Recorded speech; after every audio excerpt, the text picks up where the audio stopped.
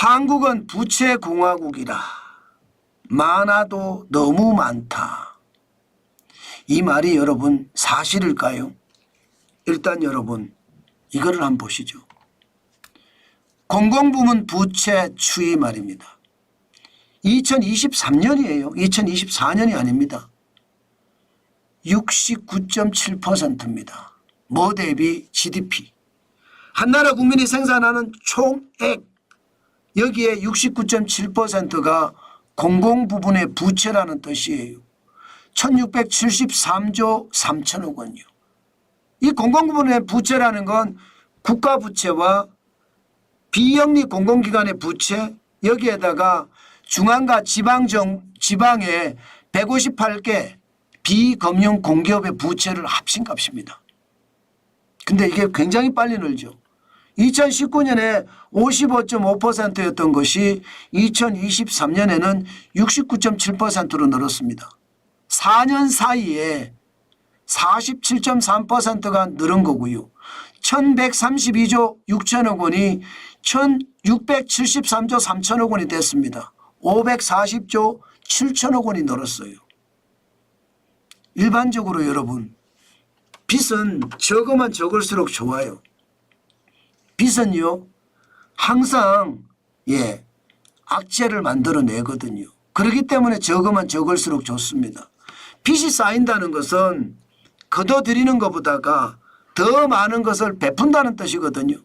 베푼다? 살포한다는 뜻이거든요. 저는 이게 지금 대한민국의 현실이라고 생각합니다. 경제성장률이라는 게 있습니다.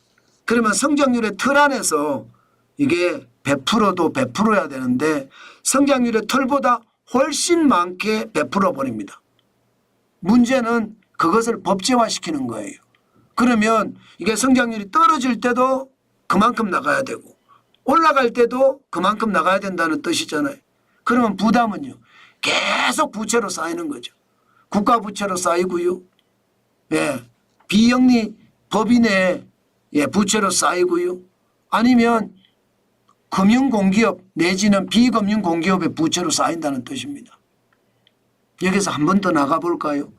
공공부문까지 했으니까 여기에서는요 국가 부채하고 비영리 공공기관의 부채 요거를 볼게요. 그걸 일반 정부의 부채라고 합니다. 일반 정부의 부채도 50%가 넘었습니다. 1217조 3천억 원. 야, 이것도 많이 늘었습니다. 2019년을 보세요.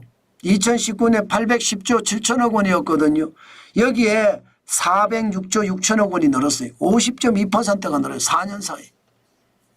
야, 부채 진짜 엄청나게 늘죠. 2020년에 주로 많이 늘었습니다. 810조 7천억 원이 945조 1천억 원이 됐으니까 굉장히 많이 늘은 거예요. 야, 이걸 보면서 느끼는 게 그렇습니다. 돈을 얼마나 퍼줬길래 이런 문제가 생기나. 오죽했으면 대한민국을 부채 공화국이라고 할까 이렇게 이야기합니다. 그만큼 말입니다. 부채가 50.2% 1217조 3천억까지 늘었으니까 부담이 된다. 게다가 GDP의 50%를 넘어섰습니다. 대한민국은 기축통화가 아니기 때문에 GDP 대비 부채 비율이 높으면 높을수록 대한민국 경제는 위험해집니다. 많은 사람들은 부채 비율이 그래서 뭐가 문제야? 아니 내가 가정에서 실제로 가정을 운영할 때 부채 비율이 내가 버는 것보다 많지 않아? 미래를 위해서 부채 쓸 수 있는 거지. 기업도 마찬가지예요. 기업도 아니 미래의 성장을 위해서 지금 쓸 수 있는 거지. 이렇게 이야기하지만 그게 과도하는 게 문제예요. 과도한 게. 미래 성장에 대한 예측은 불분명한데 과도하게 돈을 쓰면 그게 문제가 되거든요. 정부 부채만 보더라도 국가 부채만 보더라도 이게 적지 않거든요. 2023년에는 46.9%입니다. 1126조 8천억 원이에요. 이게 2016년을 보세요. 2016년이면 박근혜 대통령 때입니다. 626조 9천억 원이 1126조 8천억 원이 됐습니다. 거의 2배 됐잖아요. 거의 2배 국가 부채가. 지금 그만큼 말입니다. 대한민국은 부채 공화국이라고 해도 틀린 말은 아닙니다. 예. 일반적으로 부채 이러면요. D1이라고 해서 이 국가 부채만 말합니다. D1. 예, D2라고 했을 때는 요 일반 정부의 부채를 말하고요. D3라고 했을 때는 공공부문의 부채까지를 말하는데 D3도 지금 부채가 굉장히 많고요. D2도 지금 부채가 굉장히 많고요. 50.7%니까. D1 예, 정작 국가 부채도 부채가 굉장히 많습니다. 그런 측면에서 보면 D1, D2, D3 모두 합치고 놓고 봤을 때는 대한민국은 부채 공화국이다. 이 말이 저는 틀리지 않습니다. 일반 부채 비율이 말입니다. 2017년하고 2018년에 약간 감소하는 듯 보였으나 결국 2019년 이후에 매년 증가했습니다. 매년 증가해서 지금은요. 이게 과연 감당할 수 있을까 그런 이야기도 많이 합니다. 문제는요. 이게 끝이 아닐 거예요. 저는 이 부채가 진짜 충격적인 일로 발전할 수도 있다고 생각은 합니다. 과거 대통령 비서실장이었던 김대기 대통령 비서실장이 그런 얘기했잖아요. 예, 터지면 끝장난다고. 외환위기에 몇십 배가 된다고. 이게 안 터질까요? 그런 일이 안 일어날까요? 저는 그렇게 생각하지 않습니다. 부채는요. 쓸 때는 모릅니다. 갚기 시작하면 충격이 되거든요. 더 충격이 되는 것은 부채가 많으면 이자가 많이 나가요.